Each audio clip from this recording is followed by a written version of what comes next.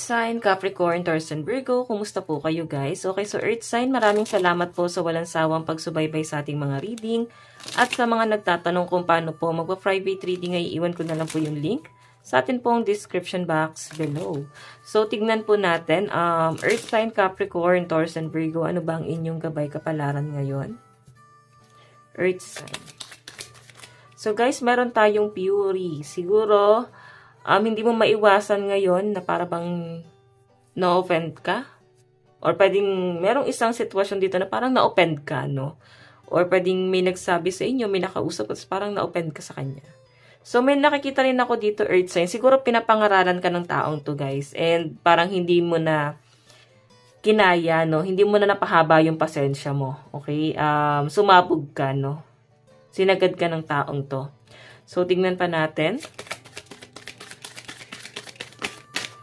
Meron po tayong natural disaster. So, mag-iingat ka, Earth sign. Ayan. Kaya yung iba sa inyo, parang gusto nyo na lang talaga magsumikap. Gusto nyo na lang talagang tumayo sa sarili nyo mga paa. Kasi parang nafe-feel mo ngayong araw, parang nababasura ka. Parang bang nafe-feel mo na nababaliwala ka. Hindi ganun binabalyo yung inyong nararamdaman. Nandiliit ka, no, sa nangyayari. So, Earth sign, ingatan mo yung ano mo. Oo. Lalo sa mga high blood dito, ingatan mo yung health mo, okay? So, ayan, hindi mo naman kailangan matrigger dito. Ang kailangan mo dito, guys, mag-isip, no, kung paano ka mag-grow, paano ka tatayo sa sarili mong mga paa. Hindi dahil may nagpa-trigger sa'yo, may nagpa-trigger sa'yo, kaya gusto mong bumangon, kaya gusto mong umahon sa buhay. Dapat, passion mo rin yung bagay na yan. Gusto mo rin tong bagay na to. Dapat desidido ka at gusto mo talaga yung bagay na yan. Okay? So, tignan natin guys, ano pang ipapakita. Earth sign, ang lucky number mo is 74, 38, and 65.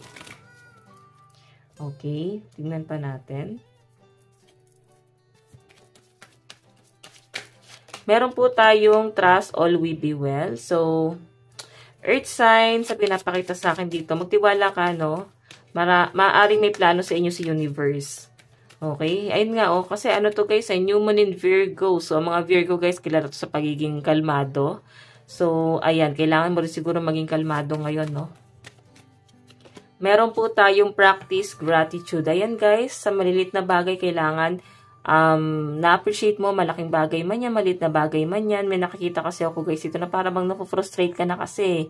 Kaya yung mga blessing na dumarating sa inyo guys, hindi mo yan gano'n napapansin, hindi mo gano'n nararamdaman. Hindi masyadong iniisip, no? So, tignan pa natin. Kasi nga, sa ibang bagay ka nakapokus, siguro yung problema. Okay? Ito yung mas nangingibabog sa inyo. Parang nararamdaman mo rin dito, Earth sign, na parang wala man lang nakasubaybay sa inyo, wala man lang nagmamalasakit sa inyo. Parang kang namumuhay mag-isa. Okay? Napaka-independent kasi ng energy mo ngayon dito. Parang pinabayaan ka. Ganun yung na-feel ko sa inyo. Attune to the divine. Ayun, no? Mas gusto na lang talaga ng mga Earth sign dito ang manahimik, eh. Okay? Siguro mas payapa ka ng ganyan. Pero yun nga guys, masyadong tahimik ang paligid mo. Nalulungkot ka rin sa nangyayari, no? Okay? So, tingnan pa natin. Earth sign, finances and career. Finances and career.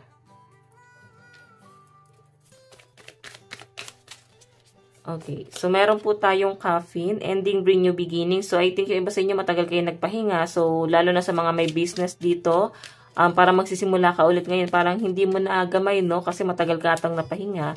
Para bang naninibago ka ngayon sa pinapakita sa akin. Tingnan pa natin, meron po tayong keys on a ring, many option decision, unconditional string along one night stand. Ayan. So, guys, sa pinapakita sa akin dito, may temptation. Siguro natatempt ka na mag-change ng business, career. Parang nag-iisip ka dito ng parang ano yung pwede mong gawin para may pagbabagong mangyari. Siguro marketing to, Earth sign. Okay, so sinasabi nga dito, Earth sign, mahirap yung natutukso ka, dapat passion mo yung bagay na gusto mo na yan. Kung gusto mo talaga yan, dapat gusto mo talaga, hindi yung parang natukso ka lang, okay? Alam mo yung feeling na parang bibitawan mo kung ano man yung hawak mo ngayon dahil sa tukso.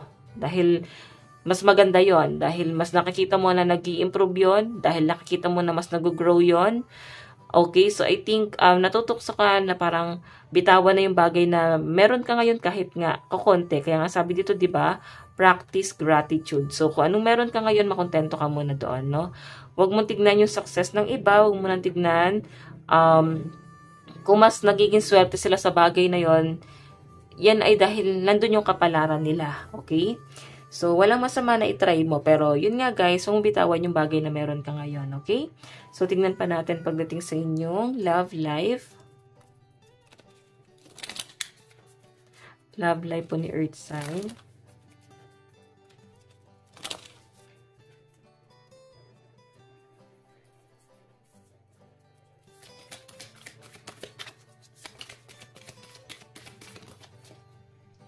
Okay, ang dami. So guys, meron tayong runner. May hahabol. May hahabol kay Earth sign. Meron tayong heartbroken. Ayan, 'di ba? Someone na na-broken hearted sa iyo, someone na hiwalay na kayo, you know, deeply hurt, sad, separation, breakup, feeling lost, grieving, mourning. So, kukulitin ka pa rin ng taong to guys, hahabol at hahabol pa rin sa inyo guys. Ayaw ka pa rin niyang bitawan. Ayaw ka pa rin niya guys, pakawalan, no? So, yung iba kasi sa inyo guys, nawawala kasi yung passion. Parang nawawala yung spark. Nawawala yung kilig. Yun yung pinapakita sa akin. Kaya parang, nawawala na siguro ng gana iba sa inyo. Siguro yun nga na fall out of love. Okay? Ayan, pasensya na guys, no? Dabing daan kasi kami. Ayusin ko lang po ito. Okay, siguro nga kasi guys, pwedeng matagal na kayo ng taong yan. Yun nga lang, nawalan ka ng pagmamahal sa taong to. Kasi ayun, no, mas pinipili mo na kasing mahalin yung sarili mo dito, Earth sign. Okay? And may nakikita ko dito guys, walang pagkakaisa kasi dito sa inyong pagsasama. Okay? Sabihin na natin nasasaktan ka. Nasasaktan ka siguro kasi nga, ayun nga, hindi mo in-expect na mawawalan ka na pala ng gana sa kanya.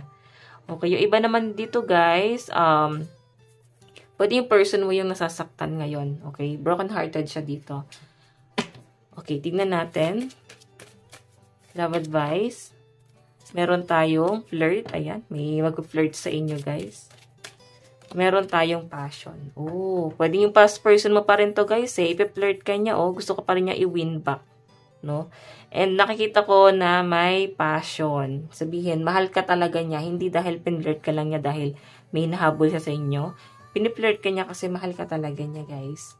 Okay, so tingnan natin ang inyong advice. Meron tayong follow through. Meron tayong creator, alchemy. Okay, last card. Meron po tayong light in the unexpected. So yun guys, sa pinapakita sa akin dito. Ngayon parang madilim yung paligid mo. Totoo lang, no? Pero unti-unti ka daw maliliwanagan sa mga bagay-bagay. Unti-unti ka maliliwanagan sa mga bagay na siya pala yung taong may malasakit sa'yo. At kung sino yung taong wala talagang may pakialam sa inyo guys. Okay? So ayan guys, mararamdaman mo na yan. Unti-unti, no? Earth sign, ito lang naman po ang inyong reading. Hanggang sa muli, God bless and love you. Thank you!